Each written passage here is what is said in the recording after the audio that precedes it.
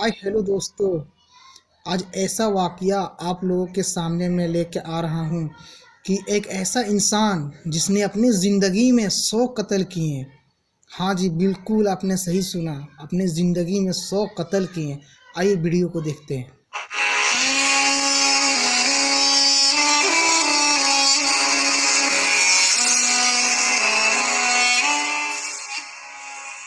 بسم اللہ الرحمن الرحیم۔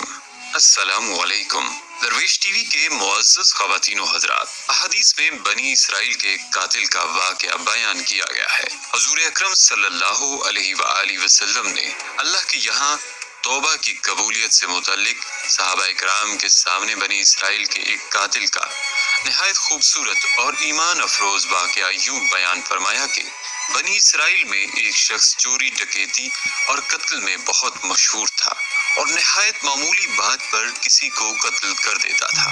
ہوتے ہوتے اس کے ہاتھ سے 99 افراد قتل ہو چکے۔ اس کے بعد اس کے دل میں احساس پیدا ہوا کہ مجھے بھی اللہ کے یہاں جانا ہے، لہذا اس کا یہ فکر بڑھتا رہا اور لوگوں سے معلومات کرتے ہوئے مارا پھرنے لگا کہ کیا میری توبہ قبول ہو سکتی ہے یا نہیں۔ اسے کسی عالم شخص سے ملاقات کی فکر ہوئی کہ معلوم کیا جائے کہ ایسے شخص کی توبہ قبول ہو سکتی ہے یا نہیں۔ لوگوں نے ایک عابد شخص کے پاس جانے کا مشورہ دیا، لہذا اس قاتل نے اس عابد کے پاس جا کر مسئلہ معلوم کیا کہ کیا میری توبہ قبول ہو سکتی ہے اور کیا میری مغفرت ہو سکتی ہے۔ جب میں نے 99 انسانوں کی جان ختم کی ہے تو اس عابد کا مسئلہ معلوم نہیں تھا، تو اس نے اپنی عقل سے قیاس آرائی کی اور کہا کہ جو آدمی 99 انسانوں کی جان مار سکتا ہے اس کی مغفرت کہاں سے ہوگی، لہذا اس عابد نے کہہ دیا کہ تیری توبہ قبول نہیں ہوگی۔ تو اس شخص نے غصہ اور جلال میں آ کر اس کو بھی قتل کر کے 100 قتل پورے کر دیے کہ جب میری توبہ ہی قبول نہیں ہوتی ہے تو لاؤ تجھے بھی میں ختم کر کے 100 پورے کر دیتا ہوں۔ لہذا اس نے 100 قتل پورے کر دیے، مگر اس کے دل میں تردد باقی رہا کہ میری مغفرت کی کوئی شکل ضرور ہوگی۔ اس لیے اس نے لوگوں سے پھر معلومات کا سلسلہ جاری کر دیا کہ روئے زمین میں سب سے بڑا عالم کون ہے، اس سے جا کر معلوم کروں گا، وہی صحیح مسئلہ بتا سکتا ہے۔ آخر لوگوں نے اس کو بتلایا کہ فلاں جگہ ایک عالم رہتا ہے، اس سے جا کر معلوم کرو۔ لہذا اس نے اس عالم صاحب کے پاس جا کر اپنی زندگی کی کارگزاری سنائی اور 100 آدمیوں کو کس طرح سے قتل کیا، سارا کا سارا کارنامہ سنا کر معلوم کیا کہ اب بتلائیے کہ میری توبہ قبول ہو سکتی ہے یا نہیں۔ کیا اللہ کے یہاں مجھ جیسے گناہ گار کے لیے بھی مغفرت کا کوئی خانہ ہے؟ تو اس عالم صاحب کو چونکہ علم تھا تو انہوں نے بتلایا کہ تیرے گناہ معاف کرنے میں اللہ کے یہاں کیا رکاوٹ ہے۔ اللہ کی رحمت کا سمندر تجھ جیسے گناہ گاروں کے گناہوں سے بہت بڑا اور بہت وسیع ہے۔ لہذا اس عالم صاحب نے مشورہ دیا کہ تم فلاں جگہ سفر کر کے جاؤ،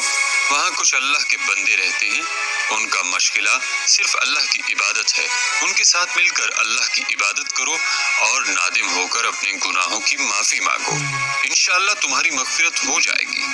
لہذا جب اس قاتل نے آدھا راستہ طے کر لیا تو ملک الموت آ گئے اور اس کی موت ہو گئی۔ اب اس کی روح لے جانے کا مسئلہ کھڑا ہوا۔ آسمانوں سے رحمت کے فرشتے بھی آئے اور عذاب کے فرشتے بھی۔ رحمت کے فرشتے کہنے لگے کہ اس کی روح لے جانے کا حق ہم کو ہے، اس لیے کہ یہ سچے دل سے تائب ہو کر عبادت کے لیے جا رہا تھا، اور عذاب کے فرشتے کہنے لگے کہ اس کی روح لے جانے کا حق ہم کو ہے، اس لیے کہ اس شخص نے کبھی کوئی نیک کام نہیں کیا ہے، پوری زندگی گناہوں میں گوا دی۔ اور اسی دوران آسمانوں سے ایک اور فرشتہ آیا۔ بعض روایات سے معلوم ہوتا ہے کہ یہ آنے والا فرشتہ حضرت جبرائیل امین علیہ السلام تھے، لہذا اس فرشتے نے تشریف لا کر ان دونوں طرح کے فرشتوں کے درمیان یہ فیصلہ کیا کہ دونوں طرف کی مسافت ناپ کر کے دیکھ لو کہ جہاں سے آ رہا ہے وہاں کی مسافت قریب ہے یا جہاں جا رہا ہے وہاں کی مسافت، لہذا جہاں کی مسافت قریب ہو اس شخص کو وہاں والوں میں شمار کر دیا جائے۔ لہذا دونوں طرف کی زمین ناپ کر دیکھی گئی تو جہاں جا رہا تھا وہاں کی مسافت جہاں سے آ رہا تھا اس سے مقابل میں صرف ایک بالشت قریب ہے، لہذا فیصلہ ہوا کہ مقام معصیت سے مقام عبادت صرف ایک بالشت قریب ہے، اس لیے رحمت کے فرشتوں کا اس کی روح لے جانے کا حق ہوگا، لہذا اللہ کی طرف سے اس کی مغفرت کا اعلان ہو گیا۔ ناظرین، ایک روایت میں آتا ہے کہ قتادہ رضی اللہ تعالیٰ عنہ فرماتے ہیں کہ حسن نے فرمایا کہ ہم سے یہ ذکر کیا گیا ہے کہ اس شخص کے پاس جب ملک الموت آیا تو وہ شخص سینے کے بل اس سرزمین کی طرف گھسیٹتا گیا۔ ناظرین، یہ واقعہ خصوصاً ان حضرات کے لیے حوصلہ افزائی اور معاونت کا سبب ہے جو کہ بڑے بڑے گناہ کر کے اب مایوسی کی زندگی گزار رہے ہیں، کیونکہ شیطان انہیں مایوس کرتا ہے۔ حدیث قدسی میں آتا ہے کہ میں اپنے بندے کے ساتھ اس کے گمان کے مطابق ہوتا ہوں، اور وہ مجھے جہاں بھی یاد کرے میں اس کے ساتھ ہوں۔ خدا اللہ تعالیٰ اپنے بندے کی توبہ سے اس سے زیادہ خوش ہوتا ہے جتنی خوشی تم میں سے کسی ایسے شخص کو ہوتی ہے جس کا جانور جنگل میں گم ہو کر پھر اسے مل جائے۔ اور اللہ کہتا ہے کہ جو شخص ایک بالشت میری طرف آتا ہے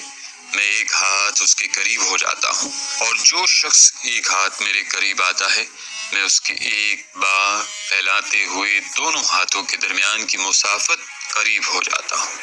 اور جب وہ میری طرف چل کر آتا ہے تو میں اس کی طرف دوڑ کر آتا ہوں۔ بلکہ ناظرین، بنی اسرائیل کے زمانے میں ایک مرتبہ قحط پڑ گیا،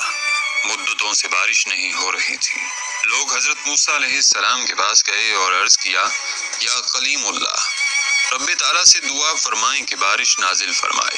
لہذا حضرت موسیٰ علیہ السلام نے اپنی قوم کو ہمراہ لیا اور بستی سے باہر دعا کے لیے آ گئے۔ یہ لوگ 70,000 یا اس سے کچھ زیادہ تھے۔ موسیٰ علیہ السلام نے بڑی عاجزی سے دعا کرنا شروع کی، میرے پروردگار ہمیں بارش سے نواز، ہمارے اوپر رحمتوں کی نوازش کر، چھوٹے چھوٹے معصوم بچے، بے زبان جانور اور بیمار سبھی تیری رحمت کے امیدوار ہیں، تو ان پر ترس کھاتے ہوئے ہمیں اپنے دامن رحمت سے جگا دے۔ دعائیں ہوتی رہیں مگر بادلوں کا دور دور تک پتہ نہ تھا۔ سورج کی تپش اور تیز ہو گئی۔ حضرت موسیٰ علیہ السلام کو بڑا تعجب ہوا، اللہ تعالیٰ سے دعا کی، قبول نہ ہونے کی وجہ پوچھی تو وحی نازل ہوئی، تمہارے درمیان ایک ایسا شخص ہے جو گزشتہ 40 سالوں سے مسلسل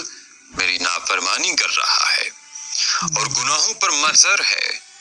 اے موسیٰ، آپ لوگوں میں اعلان کر دیں کہ وہ نکل جائے، کیونکہ اس آدمی کی وجہ سے بارش رکی ہوئی ہے، اور جب تک وہ باہر نہیں نکلتا بارش نہیں ہوگی۔ حضرت موسیٰ علیہ السلام نے عرض کیا کہ یا باری تعالیٰ، میں کمزور سا بندہ، میری آواز بھی کمزور، یہ لوگ 70,000 یا اس سے بھی زیادہ ہیں، میں ان تک اپنی آواز کیسے پہنچاؤں گا؟ جواب ملا، تیرا کام آواز دینا ہے، پہنچانا ہمارا کام ہے۔ حضرت موسیٰ علیہ السلام نے اپنی قوم کو آواز دی اور کہا، اے رب کے گناہگار اور نافرمان بندے جو گزشتہ 40 سال سے اپنے رب کو ناراض کر رہا ہے، لوگوں میں سے باہر آ جا، تیرے ہی کالے کرتوتوں کی پاداش میں ہم باران رحمت سے محروم ہیں۔ اس گناہگار بندے نے اپنے دائیں بائیں دیکھا، کوئی بھی اپنی جگہ سے نہ ہلا۔ وہ سمجھ گیا کہ وہی مطلوب ہے، سوچا کہ اگر میں تمام لوگوں کے سامنے باہر نکلا تو بے حد شرمندگی ہوگی اور میری جگ ہسائی ہوگی، اور اگر میں باہر نہ نکلا تو محض میری وجہ سے تمام لوگ بارش سے محروم رہیں گے۔ اب اس نے اپنا چہرہ اپنی چادر میں چھپا لیا، اپنے گزشتہ افعال و اعمال پر شرمندہ ہوا اور یہ دعا کی، اے میرے رب، تو کتنا کریم ہے اور بردبار ہے کہ میں 40 سال تک تیری نافرمانی کرتا رہا اور تو مجھے مہلت دیتا رہا،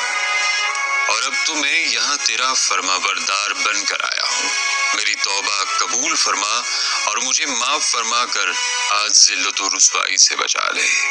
ابھی اس کی بات پوری نہیں ہوئی تھی کہ آسمان بادلوں سے بھر گیا اور موسلادھار بارش شروع ہو گئی۔ اب حضرت موسیٰ علیہ السلام نے دوبارہ عرض کیا، یا الہی، آپ نے بارش کیسے برسانا شروع کر دی؟ حالانکہ وہ نافرمان بندہ تو مجمع سے باہر نہیں آیا۔ اللہ تعالیٰ نے فرمایا، اے موسیٰ،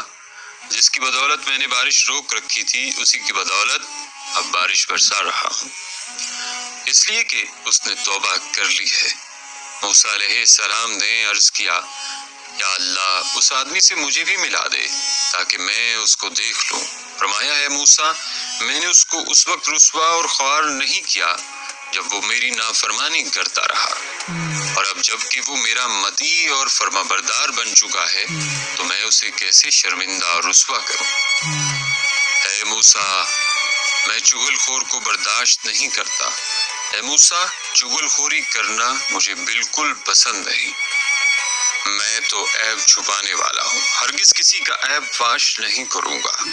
اور نہ ہی کسی کی تحقیر کروں گا۔ جاؤ موسیٰ آج میں نے اس کے طفیل تم لوگوں پر بارش برسا دی۔ ناظرین، حضرت انس بن مالک رضی اللہ تعالیٰ عنہ روایت کرتے ہیں کہ رسول اللہ صلی اللہ علیہ وآلہ وسلم نے ارشاد فرمایا، اللہ تعالیٰ اپنے بندہ کی توبہ سے جبکہ وہ اس کی بارگاہ میں توبہ کرتا ہے اس سے بھی زیادہ خوش ہوتے ہیں جتنی خوشی تم میں سے کسی مسافر کو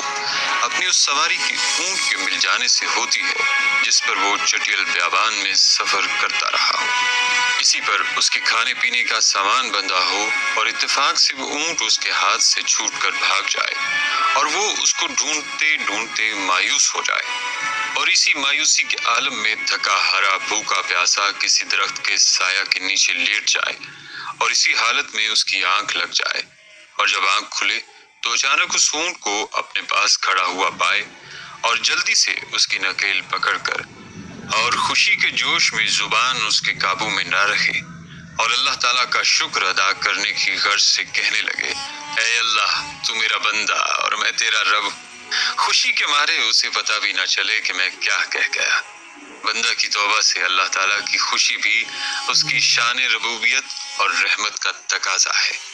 اس کا ایک بھٹکا ہوا بندہ اپنی نادانی سے شیطان کے فریب میں آ کر اس کی عبادت کی راہ سے بھٹک گیا تھا، راہ راست پر آ گیا، لیکن بندہ کی توبہ و استغفار سے اللہ تعالیٰ کی شان میں کوئی اضافہ نہیں ہوتا۔ وہ بڑا ہے اور بڑا ہی رہے گا، وہ بے نیاز ہے، اسے ہماری ضرورت نہیں، لیکن ہم اس کے محتاج ہیں، اس کی کوئی نظیر نہیں، وہ پوری کائنات کا خالق و مالک اور رزاق ہے۔ ناظرین، اللہ سے توبہ و استغفار کرنے کا فائدہ ہمیں ہی پہنچتا ہے، جس طرح اللہ تعالیٰ کے حکم کی خلاف ورزی کرنے پر اس کا نقصان بھی ہمیں ہی پہنچتا ہے۔ قرآن و حدیث کی روشنی میں پوری امت مسلمہ کا اتفاق ہے کہ گناہوں سے توبہ کرنا ضروری ہے۔ اگر گناہ کا تعلق اللہ کے حقوق سے ہے، مثلا نماز و روزہ کی ادائیگی میں کوئی کوتاہی ہے یا ان اعمال کو کرنا جن سے اللہ اور اس کے رسول نے منع کیا ہے، مثلا شراب پینا اور زنا کرنا، معلوم ہوا کہ انسان جب سچے دل کے ساتھ توبہ کرے گا تو اللہ تعالیٰ ضرور قبول فرمائے گا۔ بہرحال گناہگاروں کو